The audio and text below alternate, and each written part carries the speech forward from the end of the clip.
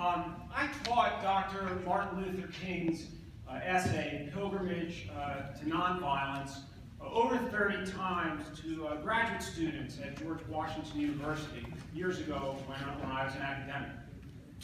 In that essay, King said that he struggled for years to try to figure out a way to integrate the philosophy of love from Jesus into an approach to politics. And he said he couldn't do it, and that people would think he was naive if he tried to introduce this concept into real hardball politics. When he went to India and studied the method of nonviolent resistance of Gandhi, he said he figured out how to do it. And he figured out a way to synthesize Gandhi and Christ. In his own words, Dr. King said, Christ furnished the spirit and motivation, and Gandhi furnished the method. So he said to the African Americans, you cannot hate your oppressors. You must love them, even as you demonstrate against them. It's not 1954 now. We've made a lot of progress, but there's still a great racism in the United States. We live in a county with an African American county executive, but we live in a state where Freddie Gray died a racist death. The challenge today is to update King's insight and find a way to integrate concepts of compassion and love and empathy into our racial politics. We have to figure out how to do that. Thank you. Thank you, David. Thank you, David. And I should also note, just as a matter of logistics for our candidates, our timekeeper sitting right here at the table. She has cards, but she also has a bell, which she will use.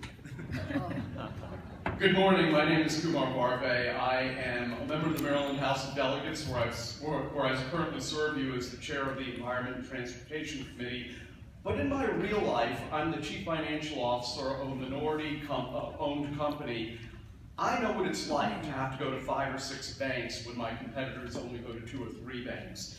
I know what it's like to have to fill out more forms to get a measly $25,000 line of credit. And in my instance, I was only able to get that line of credit for my business when I found an African bank manager who was willing to give me that line of credit. He looked at my balance sheet and said, I don't understand why any bank wouldn't give you a line of credit with the financial strength that your little company has. One of the reasons I'm running for Congress is that I understand the experience of having to brush up against what it really can only be described as white privilege. I understand these struggles because I have had to go through them myself as an Indian American, as a Hindu, as a person of color, as an accountant, and I will say that these are the reasons that I was so motivated to be a leader for increasing minority contracting percentage requirements to 25% when the institutional power of our state really didn't want to do that. I'm running for Congress to represent everybody, but I want you to know specifically that I know what it is to have these forces arrayed against me. I know what it's like, I know how to fight it, and I know how to win for you. Thank you.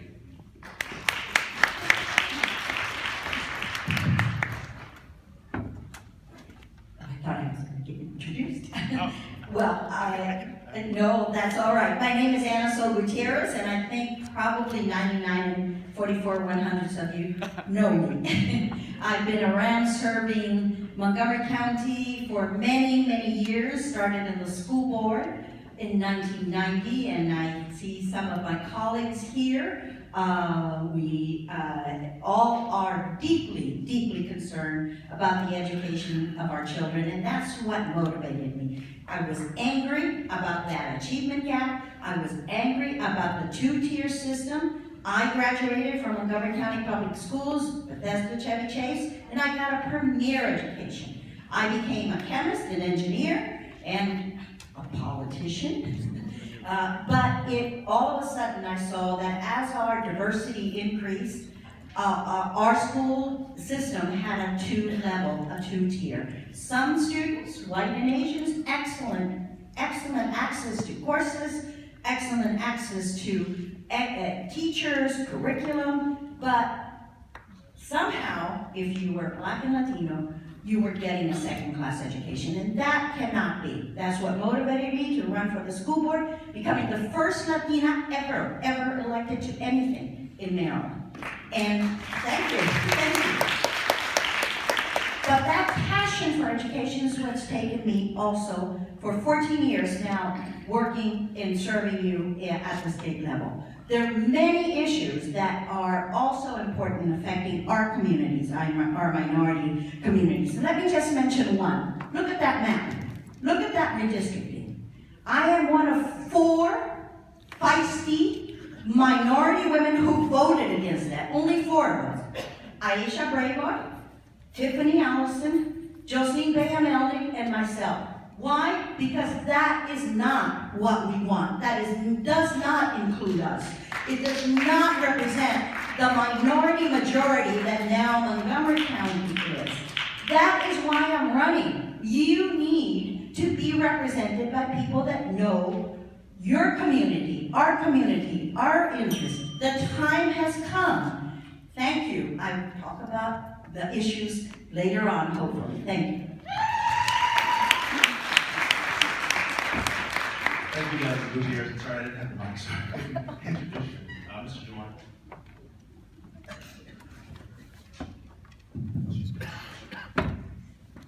Good afternoon, everybody. I'm happy to be here. I'm on the board of the African American Democratic Club. I was not involved in the questions, but I'm proud to see a room like this. We've had 8 or 9 of these forums and more to go, and this is the first time the rooms look like this. So thank you for coming. It's an important discussion. I'm personally proud to be here because, to be honest, me being up here is pretty unlikely. My dad's from Nigeria. My mom is a white woman from Kansas. He came over here fleeing a civil war, met her in Kansas, and then they moved here upon graduation because of the opportunity this area offers. I got a good education. I had the ethics of hard work and responsibility. They divorced. We didn't have a lot of money. I grew up right here in Silver Spring. When I was 12 years old, I lost one of my best friends to gun violence. The same year, I got a scholarship to a private high school. That dichotomy hit me like a ton of bricks. I looked at his life and mine, and we were the same person. I asked, why was he in a box and I was at St. John's? I realized that his mom worked 2 jobs because she wasn't paid a living wage, and that she couldn't get home from 3 to 7 in critical time when kids get caught up in trouble after school, and that there weren't wraparound services at his school in Briggs Cheney to support him. I realized that it took her 2 hours to get to PTA, and so she missed most of them because the transportation system wasn't upgraded. I realized there was nothing he did or nothing that I did through my own merit that put us in those 2 different situations. And so I got angry, but I also got determined. I got determined to go to college and start an NAACP chapter at Catholic, and to work for Nancy Pelosi and Senator Obama, and then in the White House and Department of Education, to fight for these issues. And it matters who elects you, who represents you. When Montgomery County is 52% people of color, we have 3 congressmen, there are 3 white men. This is an open seat. It matters who's around the table. I worked on the Senate Education Committee. When I spoke as the only person of color and the youngest person in the room, it mattered. It changed the conversation. So the question is, who's best to represent those issues? Who represents where we're going as a county and as a community? And I submit to you that I'm that person. I look forward to talking to you more about all the issues today. Thank you.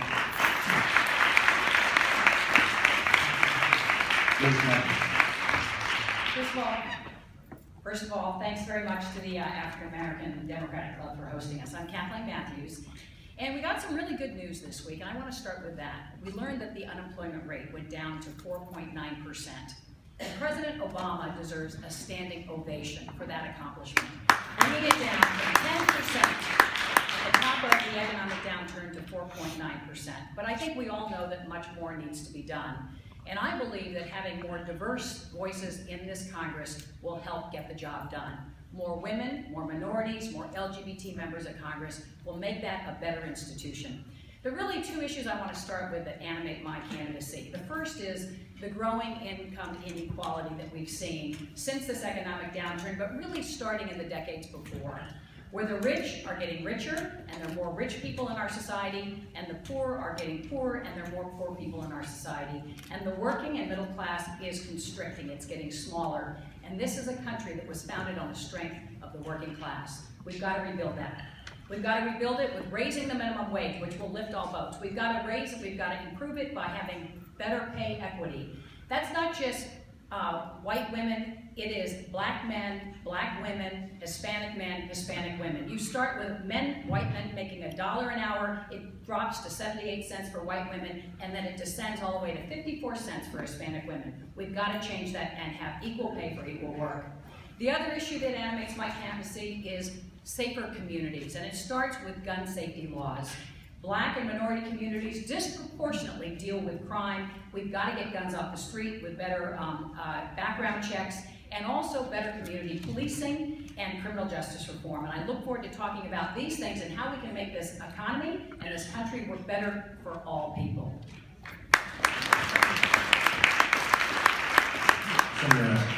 Thank you very much, Will. As the senator for Silver Spring and Tacoma Park District 20, I am very proud that the African American Democratic Club has again come back here to the heart of our district to do this wonderful event. I want to salute you, Will, Janelle Wilkins, our great Central Committee member, Marlon Jenkins, our great Central Committee member, and all the activists in the club. Where else could this have been done other than right here in District 20, the beating heart of multiracial, multicultural, progressive politics in Montgomery County, right here in District 20. And I want to say that having represented a majority African American and Hispanic district for a decade now, that I have gone to Annapolis with our great delegation, the most diverse, effective, and progressive delegation in Annapolis. And let me recognize them if they're here. Delegate Sheila Hickson, Delegate David Moon, and Delegate Will Smith, whose birthday is today. Is Delegate Smith out here? Will, are you there? Okay. And we have gone and we have produced, I think, the most legislatively prolific and productive decade in the history of the state of Maryland. We abolished the death penalty. We reformed mandatory minimum drug sentences. We passed the Second Chance Act, which says if you've got a nonviolent misdemeanor conviction, you've been clean for 3 years, you can petition a court to have that shielded from public view so 275,000 Marylanders can get back in the job market and on their feet. We passed a ban on military-style assault weapons, which is under attack by right-wing Republican judges in the Fourth Circuit, and I'm hoping we'll go to the Supreme Court, and we're going to get that upheld. So this has been a period of enormous progressive breakthrough because of the people in this room, because of District 20, because of Montgomery County. I want to go and continue all of the progress we've made in the United States Congress. Thank you very much.